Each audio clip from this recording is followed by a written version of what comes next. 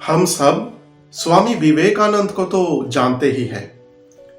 वो जब छोटे थे अर्थात संन्यास लेने से पहले उनका नाम था नरेंद्र नाथ और घर में उनको सब नरेन कह के पुकारते थे। नरेन के जो पिता थे वो एक कानून विशेषज्ञ थे।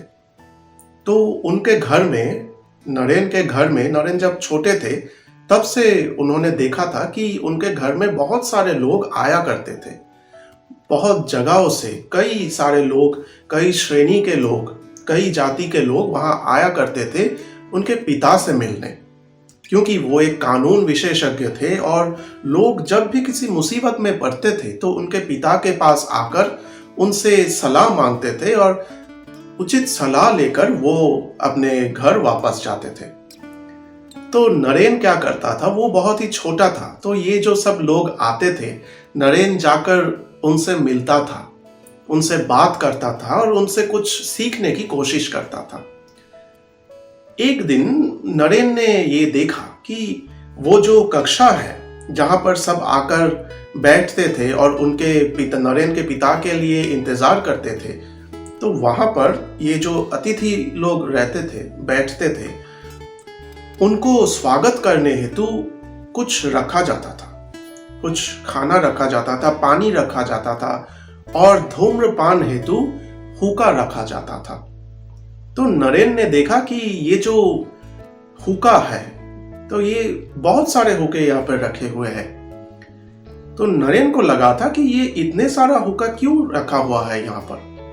तो उसने ये सोचा था कि हाँ, लोग तो बहुत आते हैं यहाँ पर, तो अगर एक हुक्का रखा जाए तो शायद हो सकता है कि एक को मिले और किसी और को ना मिले, इसीलिए शायद इतने सारे हुक्का यहाँ पर रखा हुआ है। लेकिन उसने नोटिस किया कि ये जो इतना सारा हुक्का है, हर एक श्रेणी के लिए एक एक हुक्का है, हर एक जात के लोगों के लिए एक एक हुक्का है। तो ये देखकर नरेन थोड़ा हैरान हुआ। उसने सोचा कि ऐसा क्यों। उसने जाकर अपने घर वालों से पूछा कि ऐसा क्यों है, ऐसा क्यों किया जाता है कि प्रत्येक श्रेणी के लिए, प्रत्येक जाति के लोगों के लिए अलग अलग हुक्का क्यों रखा जाता है। तो सबने उनसे कहा कि देखो, हम एक जाति के लोग हैं, कोई और एक दूसरे जाति के लोग हैं। ऐसा समाज में माना जाता है कि हमसे जो नीचे जाति वाले लोग हैं, अगर उनका छुआ हुआ कुछ हम खाएंगे, उनका खाया हुआ जूठा अगर हम कुछ खाएंगे, तो हमारा जो जात है ये हमसे चला जाएगा। तो नरेन को लगा कि ऐसा क्यों, ये जात जाता कैसे है। नरेन ने सबको पूछा, लेकिन नरेन को सही जवाब कहीं से भी नहीं मिला। और उन जमाने में ऐसे चीजों को लेकर बात करने में लोग उतना हैबिचुएटेड नहीं थे, लोग उतना इन चीजों के बारे में बात करना नहीं चाहते थे। तो नरेन को सही जवाब नहीं मिला। अब नरेन जब छोटा था, अर्थात बाल्यावस्था से नरेन बहुत ही क्यूरियस था। उनके मन में बहुत ही क्यूरियोसिटी था, बहुत सारे प्रश्नों के उदय होते थे उनके मन में, और वो अपने घर वालों से जाकर ऐसे ऐसे सवाल पूछते थे कि लोग हैरान हो जाते थे। सब उनसे कहते थे कि ये कितना छोटा बच्चा, इसके मन में इतना प्रश्न आते कैसे हैं, और आते तो आते ठीक है, लेकिन इतना कठिन प्रश्न क्यों पूछता है ये।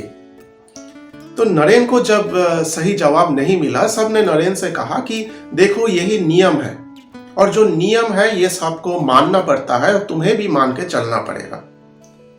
तो नरेन ने तय किया कि लोगों से मुझे सही जवाब नहीं मिल रहा है, तो इसका सही जवाब खुद मुझे ही ढूंढना पड़ेगा, खुद मुझे ही निकालना पड़ेगा। एक दिन जब नरेन के पिताजी अपने उस दफ्तर के कक्ष में पहुंचे, तो उन्होंने देखा कि वो छोटा नरेन जो हुक्का का जो स्टैंड था, प्रत्येक हुक्का को वो अपना मुंह लगा रहे हैं और उसको थोड़ा सा पी रहे हैं और वापस रख रहे हैं। नरेन के पिताजी ने उनसे पूछा कि बेटा नरेन, तुम ऐसा क्यों कर रहे हो, तुम्हारा तो अभी उम्र भी नहीं है धूम्रपान का, तुम बहुत छोटे हो, तो इतने सारे हुक्का जो है तुम मुंह क्यों लगा रहे हो? नरेन ने अपने पिताजी से कहा, पिताजी, सब ने मुझे कहा कि अगर हम अपने से नीचे जात वाले या दूसरे जात वाले लोगों के जूते खाएंगे तो हमारा जो जात है वो हमसे चला जाएगा। जात कैसे जाता है? हमें ये सवाल बहुत परेशान कर रहा है। किसी ने मुझे सही जवाब नहीं दिया, तो मैं खुद परीक्षा करके देख रहा हूं कि जात कैसे जाता है। और मैंने इतना सारा हुक्का मैंने पान किया, मेरा जात तो जाते हुए मैंने नहीं देखा पिताजी। नरेन के पिताजी बहुत खुश हुए। उन्होंने अपने बेटे को आशीर्वाद किया और उनसे कहा कि बेटा, ये जो तुम्हारा क्यूरियस माइंड है, ये जो तुम्हारे मन में इतने सारे सवाल हैं और ये जो तुम्हारा स्वभाव है कि जो कुछ भी तुम सुनते हो, जो कुछ भी तुम देखते हो, एकदम आंखें बंद करके विश्वास नहीं करते हो, खुद परीक्षा करके देखते हो कि ये सच है या नहीं, तुम्हारा ये स्वभाव तुम्हें बहुत आगे तक लेके जाएगा। मैं तुमसे कहता हूं पुत्र कि जिंदगी में कुछ भी आए, तुम्हें किसी भी परिस्थिति का सामना क्यों ना करना पड़े, अपना ये जो स्वभाव है इसको कभी मत छोड़ना। और जब बाद में वो ठाकुर श्री रामकृष्ण के पास आए और जब वो स्वामी विवेकानंद बन गए, तो उनका ये जो पूरा लाइफ हिस्ट्री है, जब हम वो पढ़ते हैं तो हमें ये दिखाई देता है कि उनका ये स्वभाव उनके अंतिम श्वास तक उनके साथ था। अर्थात अपने मृत्यु तक उन्होंने अपने इस स्वभाव को त्याग नहीं किया। और शायद इसी वजह से आज इतने सालों के बाद भी वो हमारे दिलों में जिंदा है। हम उनके जन्मदिन को मनाते हैं। आज के जमाने में भी ये बहुत इंपॉर्टेंट होता जा रहा है। आज हम लोग जहां पर भी देख रहे हैं, through social media, through newspapers, through television, through news magazines, हम देखते जा रहे हैं कि लोग कुछ भी सुन रहे हैं, कुछ भी देख रहे हैं और सब कुछ आंखें बंद करके विश्वास करते जा रहे हैं। कोई कुछ कहता है तो लोग बस उसको सच मानकर, बिना परीक्षा किए उसको सच मानकर बस लड़ने झगड़ने निकल पड़ता है। तो आज समय है स्वामी विवेकानंद को स्मरण करने का और उनके दिखाए हुए राह पर चलने का। और ये जो वो सिखाना चाहते थे, ये जो वो कहना चाहते थे कि जो कुछ भी देख रहे हो, जो कुछ भी सुन रहे हो, उसको अंध होकर विश्वास मत करो, आंखें बंद करके सब कुछ मान मत लो। पहले खुद परीक्षा करके देखो कि उनके पीछे कोई कारण है या नहीं, कोई सच है या नहीं। ये उनका ये जो फिलोसफी है, ये हमें अपने दिलों में स्थान देना चाहिए। हमारे मन में उनकी ये सारे जो बातें हैं, उनकी इसके रिलेटेड जो भी कहानियां हैं, हमें पढ़ना चाहिए और हमें अपने दिमाग में बिठा लेना चाहिए ताकि हम आगे बढ़ सकें। मनुष्य ने कितना उन्नति कर लिया, कितना ऊंचाई छू ली, लेकिन फिर भी एक श्रेणी है हमारे अंदर जो कि अंधविश्वास को मानता ही जा रहा है। कुछ भी सुन रहे हैं, कोई कुछ भी कह रहा है तो वो मानते ही चले जा रहे हैं और बस कितना हल्ला मचा रहे हैं।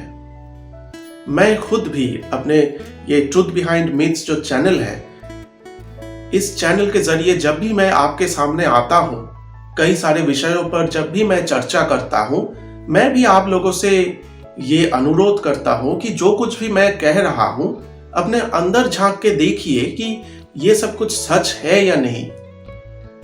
जब भी कोई मिथ मिले तो उसके पीछे जो ट्रुथ छुपा हुआ होता है, ये सच्चाई जो होता है, ये पहले खुद जांच कर लीजिए, तभी सब कुछ विश्वास करें, यकीन करें।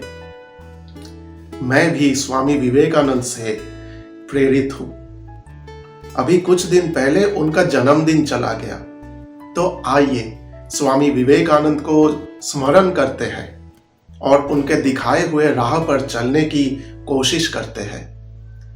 शायद आज से बहुत सालों बाद जब हम लोग इस धरती में नहीं रहेंगे, लोग हमें भी याद करेंगे और हमें भी पूजने लगेंगे।